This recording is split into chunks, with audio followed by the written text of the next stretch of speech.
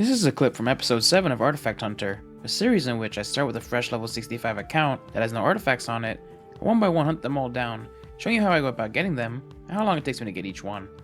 This episode saw me hunting down all of the PvP track artifacts, putting in the longest grind I've ever done in New World to date, amassing over 100 hours of gameplay to complete. All of the artifacts from this episode, including the one in this clip, are locked behind the PvP rewards track. First, I'll show you the clip of what track I got the artifact on, including a bit of info about it, and what it looks like. And then, I'll briefly go over how the PvP track system works currently, followed by the method I used to go about getting this grind done as quickly and efficiently as possible, from PvP XP to Azoth Salt. If you'd like a more detailed look at the process, check out the full episode, which will be linked at the end of this video. Now, let's get into the clip. And finally, on track 64, I got the last and final one I needed, in the Heavy Legwear artifact, Freedom. This artifact comes with the unique perk of Unending Freedom, which makes stun, slow, and root effects base duration reduced by 20%, along with Freedom, Enchanted Ward, and a final perk of your choice. This is a pretty basic looking artifact, but the gold trim on them isn't terrible looking, and could really work in some transmogs. After finally knocking off the last PvP track artifact I could, the total grind time saw itself sitting at a whopping 123 hours and 35 minutes, with 113 hours and 30 minutes put into this episode alone. We also saw 17 more artifacts added to the collection. Let me go over how the PvP track reward system currently works when it comes to artifacts. Artifacts can only spawn from checkpoint 3 on a reward track, and only at certain levels.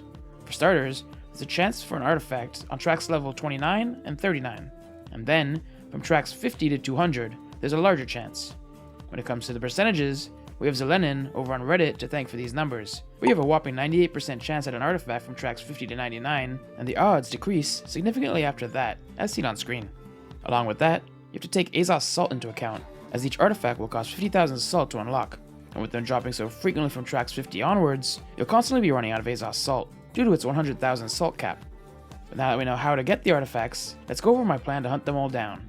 First, I had the insane grind up to PvP track level 50 so I can start knocking them off, with hopefully one or two before then from tracks 29 and 39. Getting one on either of these tracks would help out massively, as during this grind, I'll be finding myself at Azoth Salt cap frequently, so to be able to spend 50,000 salt and start earning more again will save me a bunch of time in the long run. Then, once I hit track level 50, my grind will be more based on getting Azoth Salt, as I'll want to unlock one artifact per track level from then on, and I'll be getting track levels a lot quicker than I will be getting 50,000 salt.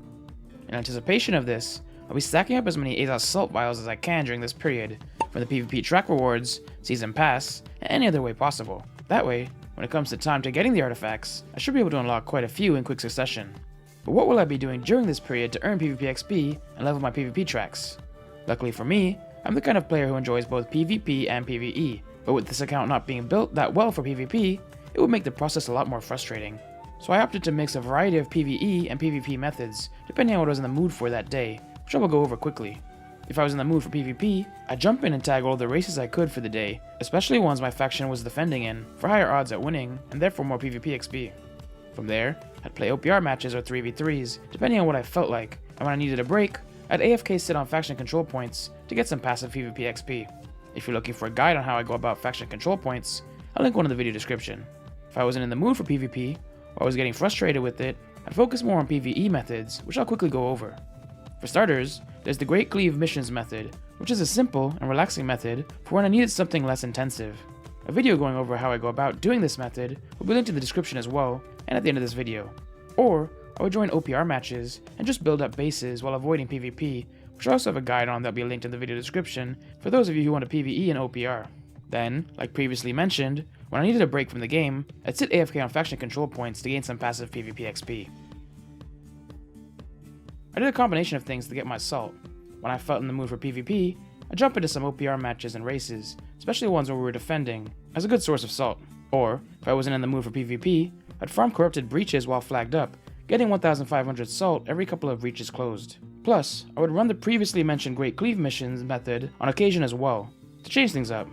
I would also put all of the gold I was earning in this period into doing the Infused Alkahest method to earn Azoth Salt on the side, which is a method I made a video going over that will be linked in the video description below. Sometimes I would even just pay people to come let me kill them outside Everfall Gate, 500 coins per person, to get fast and easy salt. If you do this though, make sure to only kill each person once, as after the first kill, you'll only get 25 salt per kill. I will get anywhere from 400 to 2,300 salt per kill doing this, but every once in a while, kills would only give me 25 salt, so this is a very all over the place and expensive method. Thanks for watching another video. If you'd like to see the episode of Artifact Hunter this clip was taken from, click on the video to the left. Or, if you'd like to learn how to level your tracks via PvE with the Great Cleave Missions method, click on the video to the right.